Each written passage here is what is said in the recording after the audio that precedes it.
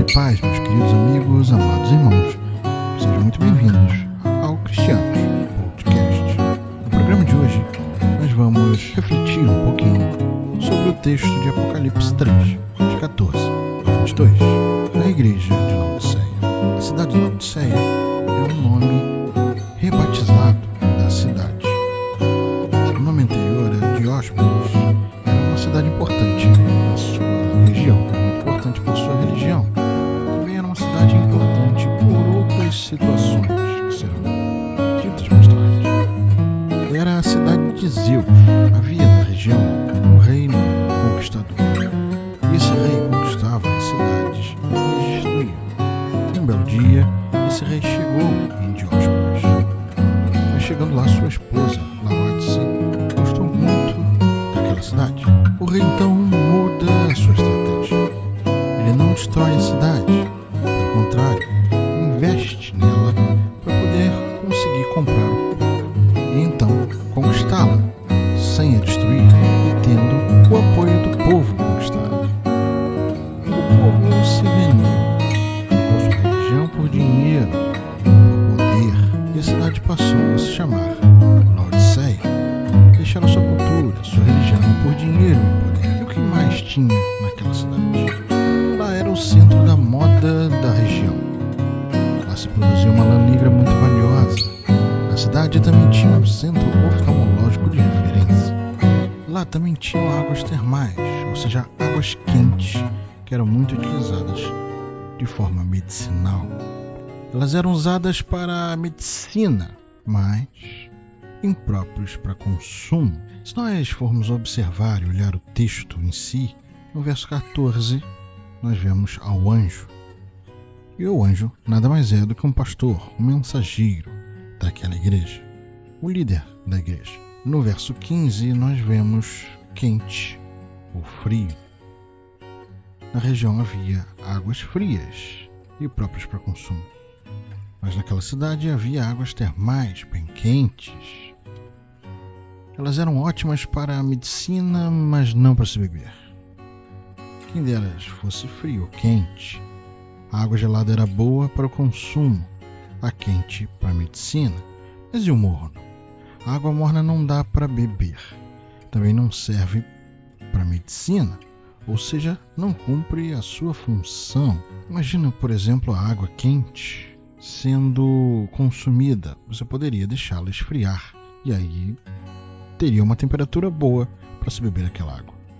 Mas ela tinha um sabor ruim, ela tinha metais pesados. Para se colocar aqui no entendimento, podemos colocar como uma água de poço. Não sei se você que me ouve já bebeu água de poço, mas existem algumas águas de poço que são pesadas, com um sabor diferente e são difíceis de ser ingeridas. A gente pode colocar esse exemplo só para tentar dar uma ilustração de que a temperatura da água não seria suficiente para consumir aquela água quente, a água termal, que mesmo que ela se esfriasse, não seria boa para consumo. No verso 16 nós temos vomitar-te-ei, mais uma vez, sobre a ilustração da água quente e da água fria. Havia água boa para consumo e água boa para medicina. Jesus fala sobre a água morna, que a água morna é aquela água que não serve ao seu propósito. Ela não é boa para consumo, ela não é boa para medicina, ou seja, é uma água que não faz sentido, não seria bom para ninguém, para nada, ela não está servindo ao seu propósito. Jesus vai dizer isso sobre a água quente, fria e o vomitar, justamente nesse sentido de que a água não cumpre o seu propósito. A água gelada tem o seu propósito, a água quente tem o seu propósito e a água morna não serve para nada. Não dá para se beber, não dá para se usar medicinalmente. Então é isso que o Senhor Jesus está dizendo aqui, nesse momento, que a água boa é a gelada para se beber ou a quente para uso medicinal. No verso 17 nós vamos ver e observar que a cidade era rica E a igreja se sentia de igual modo rica, mas o que observamos é Jesus mostrando justamente o contrário. A riqueza financeira não se traduz em riqueza espiritual. Há um jogo de palavras muito interessante que o Senhor Jesus usa. Cidade rica, cidade com centro oftalmológico e centro de moda, mas a igreja é justamente o contrário de tudo isso. No verso 18, vamos ver: busque a Deus. Como assim? Jesus vai falar sobre: compre de mim o ouro.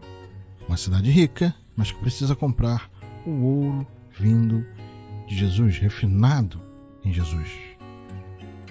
Ou seja, olhar para as coisas espirituais e não para as coisas materiais. Também fala sobre as vestes brancas e novas.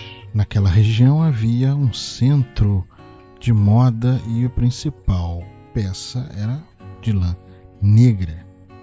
E aqui Jesus vai falar sobre usar roupas brancas, ou seja, de pureza espiritual, de objetivar as questões espirituais e não as questões mundanas. Ou seja, a cidade produz roupa, mas a igreja não está bem vestida porque tem buscado as coisas do mundo e não as coisas espirituais. Aquela cidade tinha um centro oftalmológico. E o que o Senhor diz? Para usar colírios, porque não estavam enxergando o que tinham que enxergar. O que nós podemos ver desse texto é justamente o Senhor alertando aquela igreja para os erros que estavam cometendo. Eles estavam achando que por estarem numa cidade rica, uma cidade de referência, eles estavam da mesma forma, sendo ricos e de referência. Mas o Senhor Jesus mostra justamente o contrário. Mostra que aquela igreja está se misturando à cultura e não está sendo diferença. E não está servindo nem ao seu propósito, que é pregar o Evangelho, que é levar a palavra de Deus para os que não conhecem.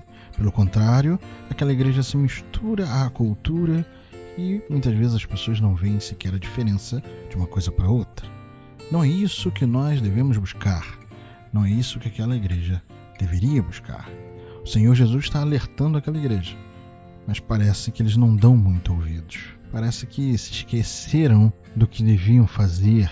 Se observarmos as cartas às 7 igrejas que estão no Apocalipse, observaremos que a igreja de Laodiceia é a única que não recebe sequer um elogio. Temos 2 igrejas que só recebem elogios: Esmirna e Filadélfia. As outras recebem críticas e elogios. Mas a igreja de Laodiceia só recebe críticas, porque achavam que estavam no caminho certo quando estavam completamente errados, se misturando à cultura, não enxergando o que tinham que enxergar, não servindo ao seu propósito. O que podemos aprender com esse texto é saber a importância que nós temos. Ainda estamos na terra porque temos um propósito: pregar o Evangelho, levar o Evangelho àqueles que não conhecem. Talvez você esteja pensando agora: mas como? Como pregarei a palavra do Senhor?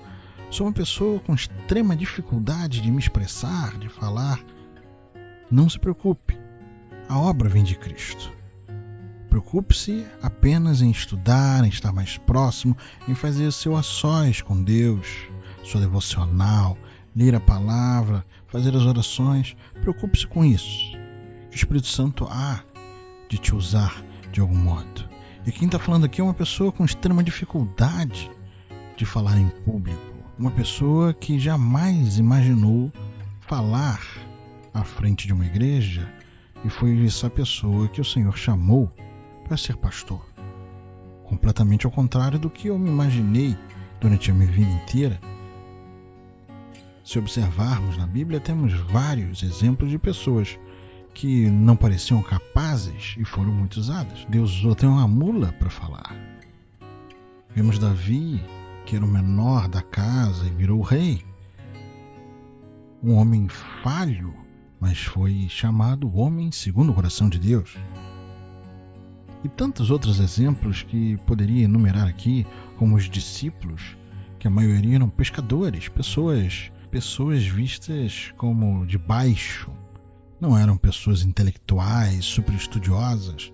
Não, Moisés, que se achava sem capacidade para poder conduzir o povo e sequer falar ao povo, foi o homem que o Senhor, Deus, escolheu para guiar o seu povo e tirar o povo do Egito. Então, amados, não faça com que as suas dificuldades te impeçam de pregar o Evangelho, de falar de Deus. Não. Peça a Deus mais fé, mais forças para caminhar. Esteja no seu dia a dia buscando mais e mais e mais ao Senhor. O resto Ele fará. Devemos seguir o que o Senhor nos chamou para fazer. Pregar o Evangelho. Ide pregai a toda criatura. E é isso que nós devemos fazer. Pregar o Evangelho a toda criatura. Nós estamos aqui na Terra porque temos um propósito. E precisamos cumpri-lo. Não podemos ser como a igreja de Laodiceia, que não servia ao seu propósito. Não era quente, não era fria, não servia ao seu propósito.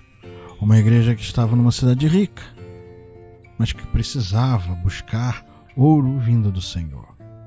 Uma cidade num centro de moda, mas que estava nua e precisava de vestes vindas do Senhor. Uma igreja que estava no centro onde tinha um dos melhores centros oftalmológicos da época. Mas era uma igreja que estava cega e precisava do colírio vindo do Senhor. Amados, precisamos estar atentos, com os olhos voltados para Deus, buscando as coisas vindas do alto. O resto tem que ser secundário. O resto tem que ser secundário. Precisamos viver assim. Que a graça salvadora do nosso Senhor Jesus Cristo seja com todos vocês para todo sempre. E como costumo dizer, seja um bom menino, uma boa menina, amiguinhos e amiguinhas de Jesus. Tchau, tchau e até a próxima!